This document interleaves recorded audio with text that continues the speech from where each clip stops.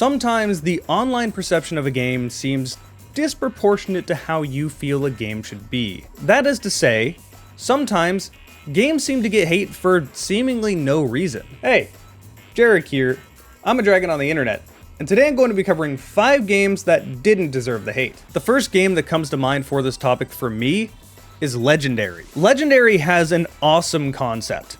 Instead of fighting generic military dudes, you've accidentally opened Pandora's box. Literally. And you're fighting mythical creatures. This is awesome. And also completely unique. We generally don't get first-person shooters like this. When I first played this game back in the day, I got no outside input. I saw it, it looked neat, I bought it, I played it, I thought it was pretty good. I didn't think it was a 10 out of 10, it obviously couldn't compete with the Halos and the Half-Lives, but I would have given it about a 7.5 out of 10. It was worth playing, I liked it. Then I went on the internet, and holy shit, this game was getting 2 out of 10s and critically panned and no one seemed to like it. To this day, I am baffled. This game wasn't broken, it was functional on launch.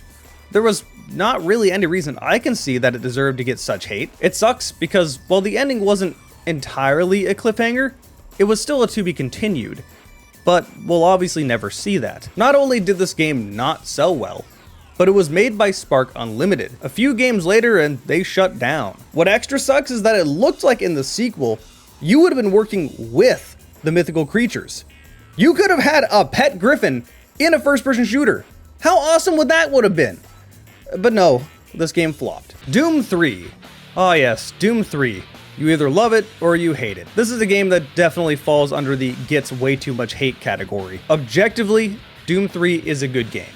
No matter how you feel about it, quote unquote, as a Doom game, the game itself is very polished and well done. Making immersive, linear, story-driven first-person shooters were all the rage in the early 2000s, largely thanks to Half-Life. But unlike many other games, which basically were trying to be Half-Life clones, not that I'll complain about that, Doom 3 felt innovative in its own way. This was not just another Half-Life 2, partially because it came out the same year, so that would have been impossible, but clearly it wanted to do their own thing. And their own thing here was really pushing lighting technology and horror. Yes, this is slower paced than the other Doom games, but not every Doom game needs to play exactly the same. This is absolutely a solid title, one of the best releases of the 2000s. I'm also going to throw in Quake 4 here because it gets hate for the same reason. Quake 4 was a great game.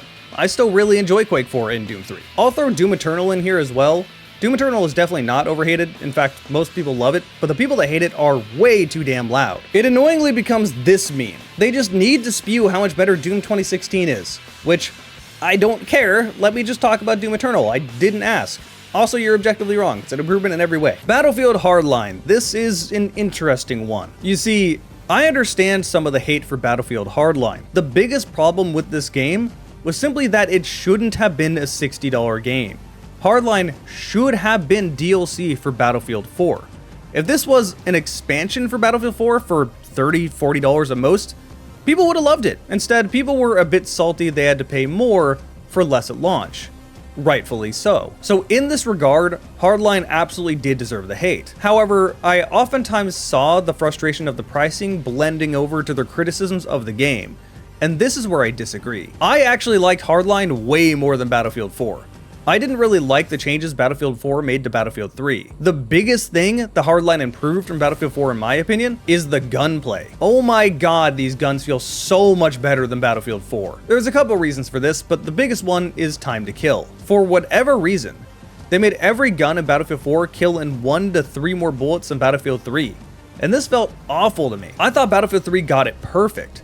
Assault rifles, LMGs, SMGs killing in around 4 bullets, DMRs killing in 2. It gave you enough time to skitter to cover if you got tagged by someone, but if you were putting yourself in stupid positions, you would still die. Battlefield 4 instead resulted most of the time in people being able to get behind cover while they're one shot and just pop out health. It also made multi-kills a lot harder to accomplish, so if you turned the corner to 3 enemies, you were just going to die. Not only that, but hipfire was way less reliable than it was in Battlefield 3, and hit reg in general just seemed to not really work even after the fixes. I find it odd that in the end, Battlefield 3 ended up with a lower tick rate than Battlefield 4, yet it still felt better. Yeah, Battlefield Hardline basically fixed all of these problems. Hipfire felt reliable, bullets seemed to go where I'm actually shooting, time to kill wasn't moderate time to kill. Moderate time to kill is by far my least favorite time to kill. When I say moderate, I mean it's not fast time to kill like Call of Duty, but it's not slow time to kill like Halo. It's right in between. And this sucks, because it makes snipers incredibly overpowered, it makes gunfights last just a little bit too long for the style of game they're going for. It just feels bad to me. This is a big reason why I don't like modern Treyarch.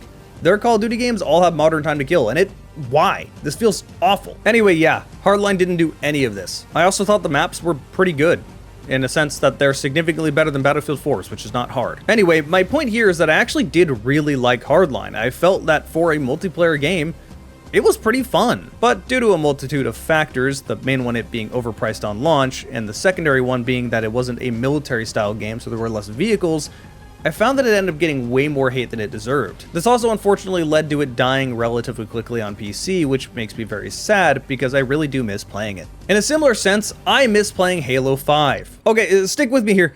Halo 5 campaign, awful. I'm not talking about the campaign. I'm just talking about multiplayer. Yeah, this campaign absolutely deserved the hate. It is truly horrendous and the worst in the franchise, by far. However, the multiplayer got a lot of undeserved hate. I very frequently heard people saying, this just doesn't play like Halo, which blows my mind because it was the most Halo multiplayer we got since the original trilogy.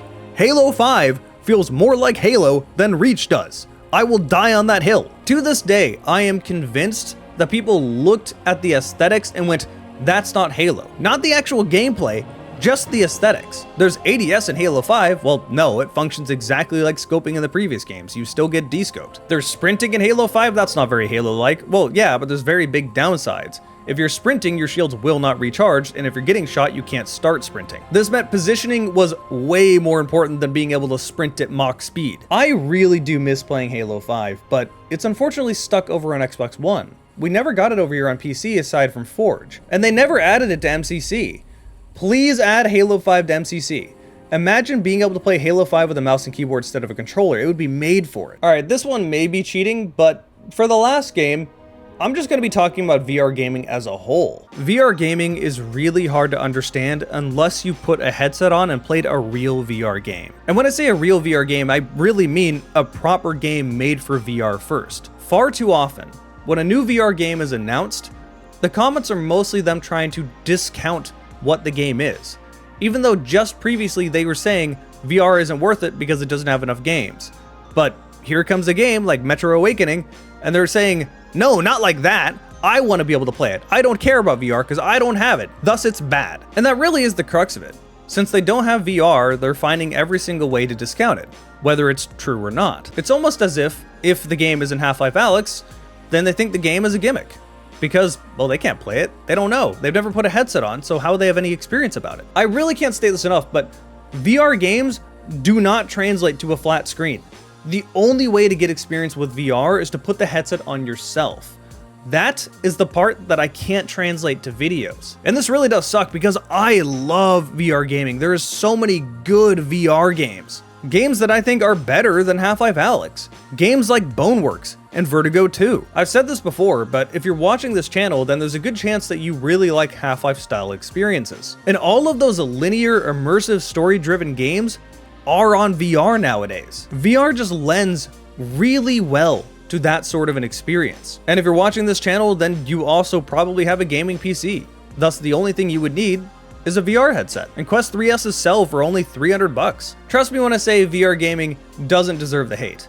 If games are starting to feel stale for you, this will bring gaming back for you. But VR gaming's hate usually revolves around misinformation from when VR gaming first became a thing. For example, saying VR gaming is overpriced, which, again, if you have a gaming PC, it's only $300. You really don't have to buy anything else. You don't need base stations for that one, it just works out of the box. Or they'll say VR gaming doesn't have enough games, which is also not true. It's almost like if it's not a AAA game, they're completely unaware of it, or it's not worth playing to them. Maybe I'll do a tier list ranking video of all VR games. I don't know how much people actually want to see that. Or the big one they usually try to argue, VR gaming is a gimmick, which is simply untrue. I assume people will say this because they've only seen VR gaming footage and not actually played VR games. Or perhaps they did and they just played a Quest exclusive minigame, which yeah, those actually are just gimmicks and not real games. But you'd be hard-pressed to play something like Boneworks or Half-Life Alyx then say VR gaming is a gimmick. But hey, those are 5 things I think didn't deserve the hate. Huge thanks to my YouTube members, they get to see all my videos early. This one they got to see very early because I was stockpiling for an event that is probably done by now. I'm also extremely tight on money, so like, super thank you. The extra money was very needed and still is very needed. Thank you so much. If you want to see my other stuff, here's a playlist of review videos and whatnot. Here's a recommended video, and if you just want to see more of my content, subscribe right here. Thanks for watching. I'll see you next time.